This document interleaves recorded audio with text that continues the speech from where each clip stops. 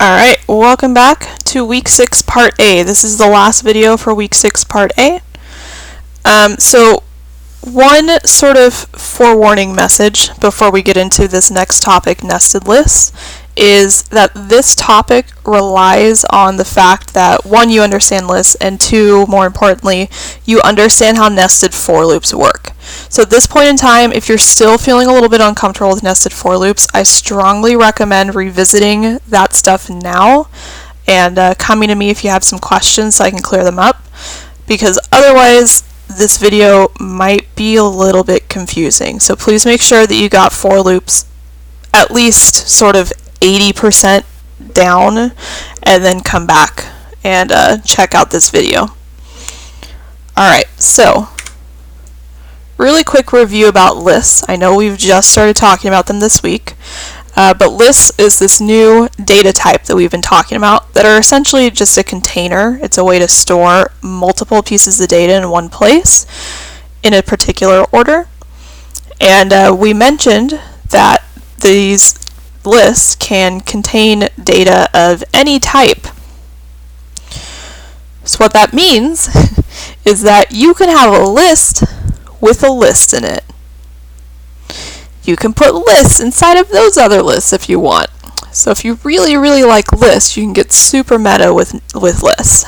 So this is basically what a nested list is. So for this class, we're only going to go through two-dimensional lists. You could nest lists as much as you want, but we're only going to go through a case where you have a list where every item in it is also a list. But then those inner lists just have sort of, I don't want to say normal data types, but they have non-lists in them. So we're just going to go 2 dimensions deep. So in this class, 2 dimensions deep for nested lists. A 2-dimensional list is just that. It's a list that has other lists as its elements.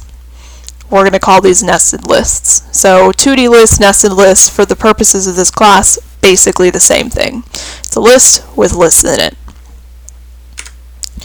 Alright, so you're probably thinking, alright, well, I get that this is kind of cool, but if I don't like lists, do I really care about this? Well, you probably should, because nested lists are actually super helpful to sort of add a great way to organize your code. So I mentioned earlier that the whole point of lists is that they're a data structure, some sort of structure in your code that allows you to organize data or values that you have.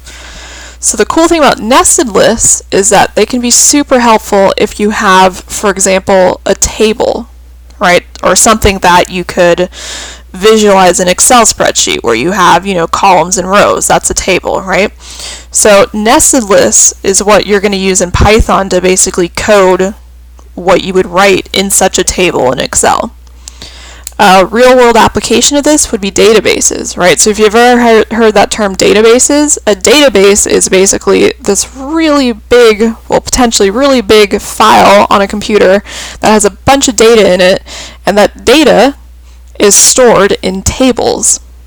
And again, nested lists is basically a way to write tables in Python. Alright, so let's look at this example here. So again, a nested list is a list where each element in the list is a list itself. So we have a variable here called table. That variable has a list in it.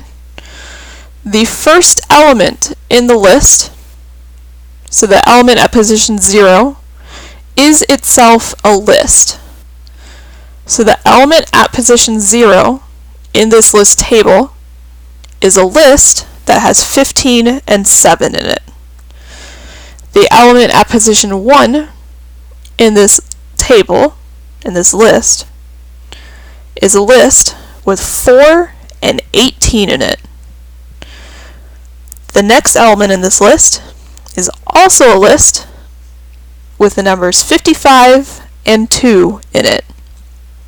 Alright, so this is an example of a 2-dimensional list or a nested list. So let's talk about how we can sort of visualize this. So again, I mentioned that nested lists are very useful for anything you might want to store in a table. So let's look at a table then. So in this case, we have our table here on the right hand side.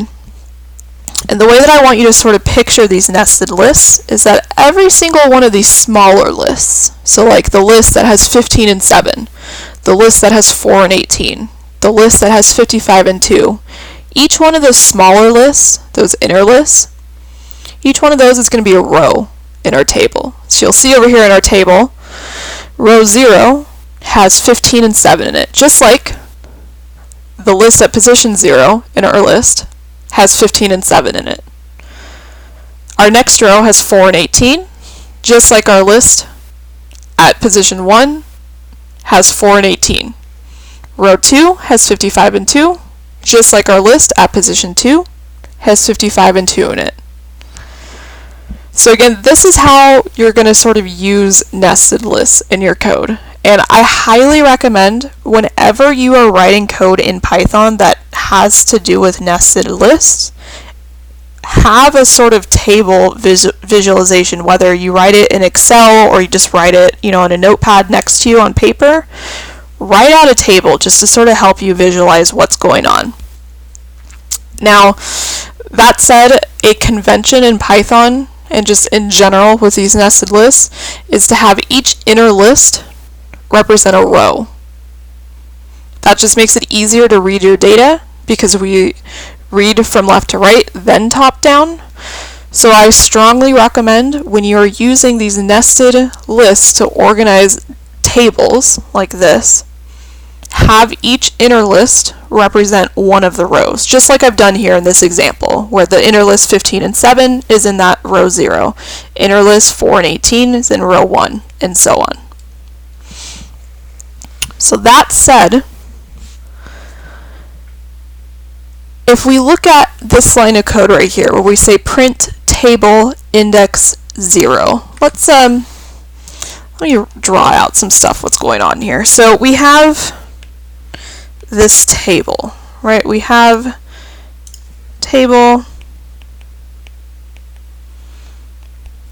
is this whole long thing. I'm going to go ahead and do some colors here. So here's an inner list, 15, 7.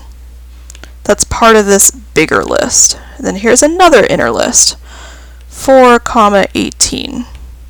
That's part of this bigger list table. And then another list, 55, 2. Again, part of this bigger list table. So if I say, give me the thing that's at index 0 in table, well, that is going to be this right here. This is at index 0. This is at index 1. This is at index 2.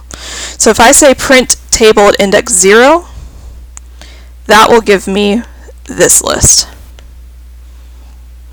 If I say print table at index 1, that will give me this list. If I say print table index 0, index 1, what that means is take this thing here at index 0, which is 15, 7, and then look up the thing at index 1 of this, which is this 7. So let me walk through this example one more time, just so we're all clear on this. So if I have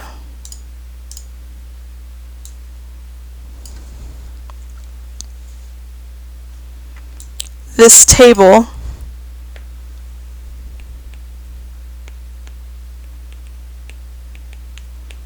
zero, 1, first do this part, which is going to give us this right here. We just saw that here. It's going to give us this list. It's giving us the list at position 0, which is this list right here, 15, 7.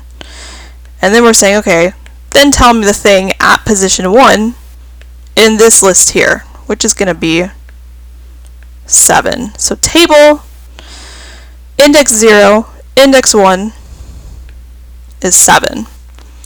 So kind of shorthand to remember that is if you have this sort of drawing here on the right hand side with the rows and the columns, to access an element given its row and column, you do this. You do name of the list, square bracket, row. So you do the row first, right? Because again, we're organizing our nested list such that each of the smaller lists represents one of the rows. So you get the row, then you do the column.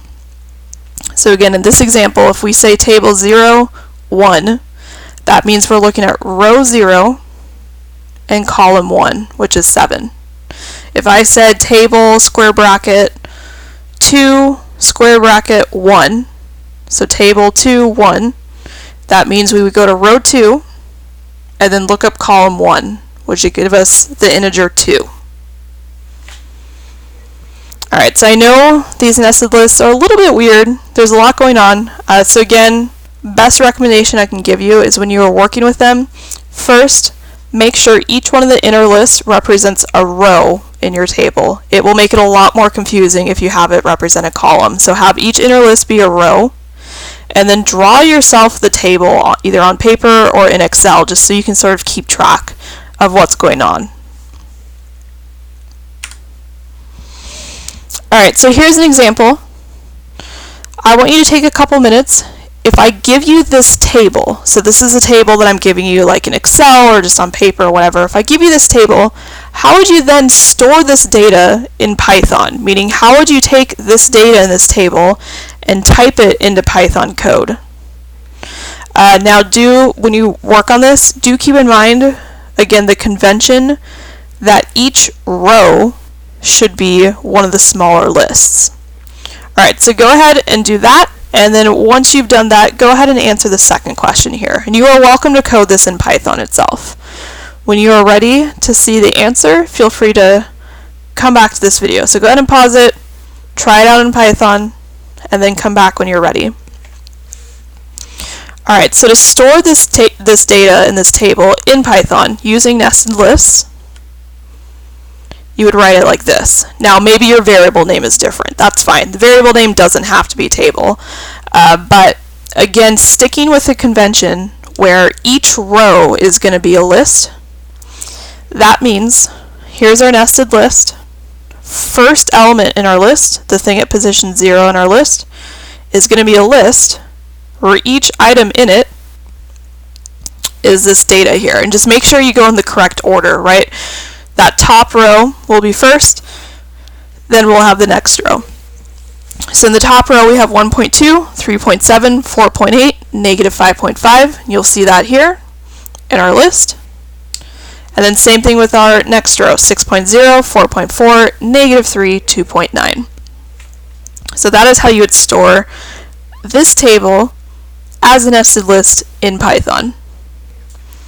And then the second question here, how would you access and print the data value negative 3 in the table? So if we're looking at this table, we see negative 3. Now, if the top row is row 0, that means negative 3 is in row 1. Right, so whenever you're looking at these tables, make sure you label the rows and the columns starting with 0, not with 1. So negative 3 is in row 1, and it is in column 0, 1, 2. Right, starting on the left, 1.2 and 6.0, that's in column 0. So negative 3, that's in column 2.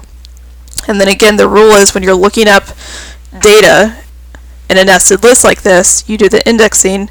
The first index you use is going to be the index that refers to the row. Next one is going to be the index that refers to the column. So in this case, negative 3 is in row 1, column 2.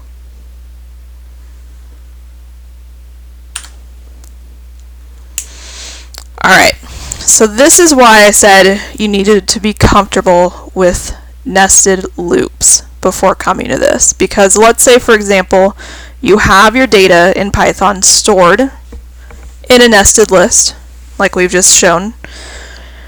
The way you would go through all the data in the entire table, in the entire nested list, you have to set up a nested loop. Basically, you have the outer loop deal with the rows, and the inner loop deal with the columns. So generally when you're going through data in a two-dimensional list, your setup is going to be pretty similar to this, where you have 4 row in range, however many rows you have, 4 column in range, however many columns you have, and then you use the same rule that I just mentioned, where to look up something at a particular row and a particular column, you index out twice, where the first index you use is the row, second one you use is the column. So I strongly recommend taking some time to work through on paper and figure out why this works. So the way you're going to do that is draw, the variable box diagrams for row and col, column, and sort of step through the different values that are happening. So with row, you'll go through 0, 1, 2. With col, you'll go through 0 and 1. And if you go through your nested loops correctly, this will go through every single piece of data in the table. So I strongly recommend taking some time to do that now. If you run into issues, or you get stuck, or you just want to double check, feel free to post the discussion forum or send me an email just to double check. But again, this is how you're going to use existing Python frameworks to process all the data one at a time stored in nested lists. You're going to have to use the nested loops. One for row, one for col. Row is always on the outside, col is always the inner one, so long as you set up your nested list such that all the smaller lists are rows.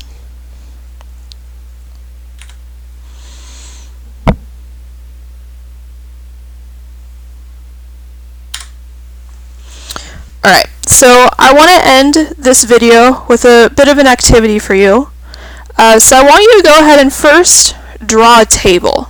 So this is just a normal table. Don't worry about Python code yet. If you would rather do it in Excel, feel free, or you can just do it on paper with pencil or pen or whatever. And I want you to draw a table that basically has information, your data, about the classes you're currently taking. Now if you're just taking this class, just make up another class. Doesn't matter what it is. Or you can even put in work and pretend work is a class if you want to. You can make it more like a schedule thing, a whole life schedule rather than a class overview. But I want you to go ahead and first draw a table, no Python code yet, just of the classes you're currently taking.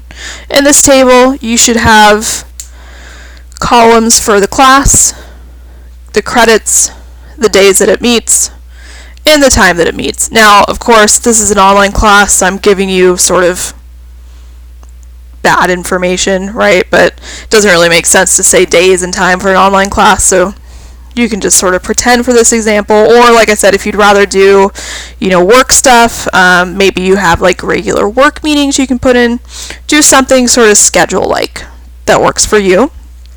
And again, this is just a normal table, writing it on paper or doing it in Excel, no code yet. Once you have your table drawn out, then you can go ahead and go into idle and write out your table as a nested list. Now when you're doing this, first thing I want to sort of help you out with is I strongly recommend that when you write tables as nested lists in your code, to not include the headers, meaning you should not have the words class, credits, days, and time inside of your nested list. Reason behind this is because the nested list itself should just store the data. We don't care about the headers, we're just going to store the data. If you want, you can add as a comment saying, hey, the headers would be class, credits, days, time. That would be the perfect place to put it, would be in a comment. Don't put it in the nested list itself.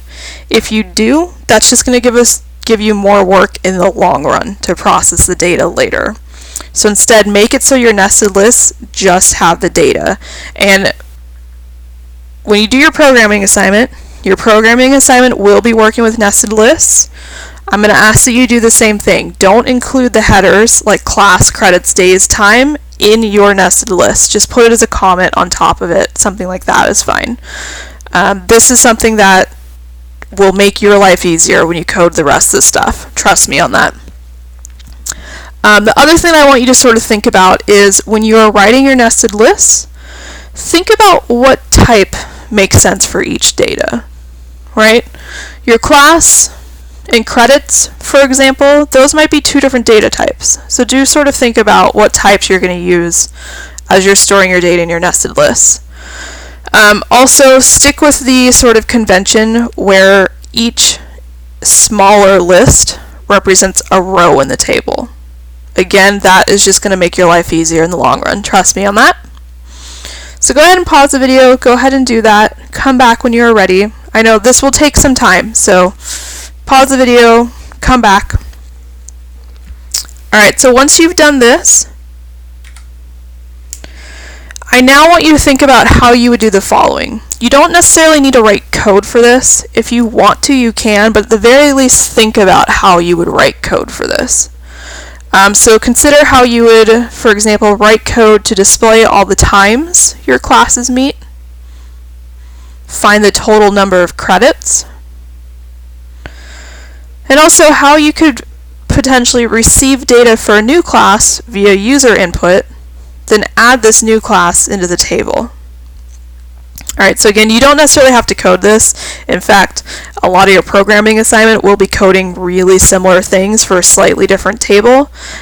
So, it's going to take you some time to code it, but I strongly recommend taking at least some time now to think about how you would code it. Maybe write down a couple thoughts so that when you do get to the programming assignment for this week, you already have some sort of algorithm written down. But go ahead and take some time now to think about it. As usual, if you have any questions about these nested lists or anything that we've talked about so far, please do let me know. Again, do keep in mind that you will be using nested lists for your programming assignment. So please, if you can, at least read through the description for the programming assignment sooner rather than later. And if you have any questions about this material, please ask me sooner rather than later, because otherwise it will be harder to get you help for the programming assignment. Alright, I'll see you all in the next video.